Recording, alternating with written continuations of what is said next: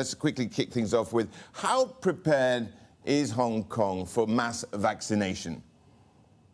I think we're ready. We're hoping to get 1 million doses of vaccine maybe later this month and then in February, and then hopefully 1 million doses every month after that. We've shown we can use sports halls and community centers to administer vaccines. We can get a lot of people very quickly on board to help. So I think we can administer the vaccines. Actually, the bottleneck is going to be getting the doses into Hong Kong. Once we have the doses, I think we can administer them because we know vaccinating our population is the way we'll get back to normal. Okay, the thing is also, Benjamin, when we look at some of the measures which have been taken to prevent the spread of COVID-19 here in Hong Kong and in other places, do you think they're effective, and would you remove some and add others? I think in general, they have been effective. We've seen the case numbers in Hong Kong just recently coming down again. That shows the measures overall are effective. I think it would be better if we could keep schools open. I know in a lot of parts of the world, governments are trying really hard to keep schools open. In Hong Kong, they've been one of the first things to close, one of the first measures used. And then one of the other things in Hong Kong that I think maybe we could look at is the restaurant closure at 6 p.m. The virus is around all the time. It doesn't just come out at night.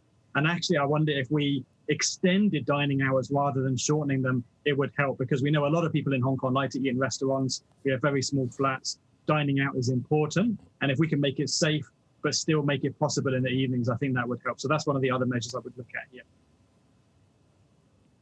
Yeah, and just looking into this variant which emanated or was discovered in the UK, this mutated COVID-19 pathogen here, some saying it's a game changer. Others say, well, you know, the current vaccines that we have in place could deal with it. Well, what's your take on it?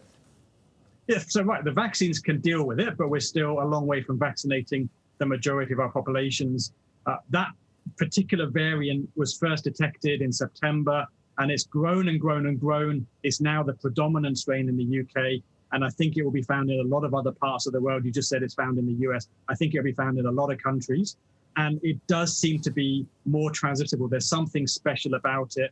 If that strain was to get into Hong Kong, Singapore, some other countries in Asia, it would pose greater difficulties to control it. Because it's more transmissible, it means we need to try even harder to stop it from spreading. So I really hope it doesn't get into Hong Kong. Benjamin, are all vaccines created equal? There's been a little bit of concern over the Chinese vaccine, for example, and also the Russian one. Yeah, actually, the Chinese vaccines are using very traditional technology, the old-fashioned way of making vaccines. We have a lot of experience with those type of inactivated virus vaccines. We know kind of how they're going to perform. Maybe they're not going to be the best, but they're going to be pretty reliable. Whereas for the Pfizer and the Moderna vaccines that use mRNA technology, that's a very new technology, hasn't been used on a large scale. So I really hope all the vaccines work very well, very safe, very effective. We haven't yet seen the data from the Chinese manufacturers. I hope that's coming very soon. But if it shows that they're safe and effective, then it's better. I think the more vaccines we have, the better, because in Asia, we're looking to vaccinate 4 billion people in the next year or two. So the more vaccines we have available, the better. Yeah, and on that timeline of getting people vaccinated, it is different in every country, but there was a piece on Bloomberg Opinion indicating that the worst could be over globally by Valentine's Day if you have the people that are most at risk vaccinated by then and more vaccines being rolled out. Are you that optimistic? That's February. I'm not that optimistic. I think the summer is a more realistic timeline because, as we've seen with COVID, it's not only the elderly that die.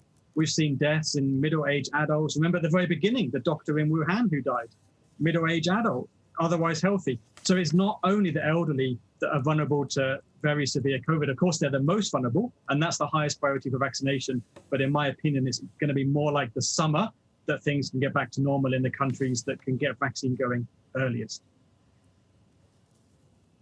And in your thought, you were talking there about some of the measures in Hong Kong, but on a more global scale as well. What sort of measures do you indicate that we're going to be living with for some time? Obviously, hygiene is one, but the likes of mask wearing.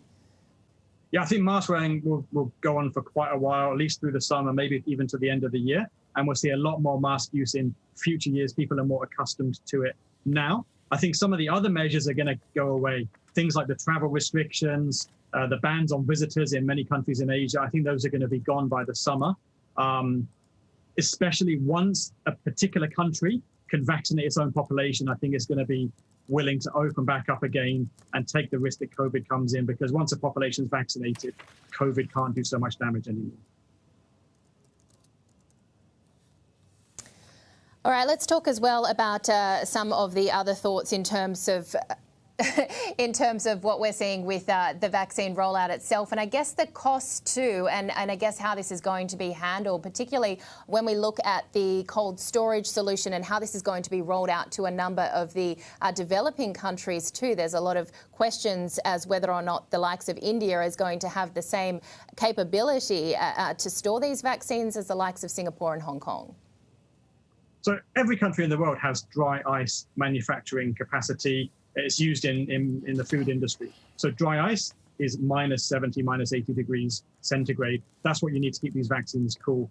Actually, if you remember, there was an Ebola outbreak in Central Africa in the past couple of years.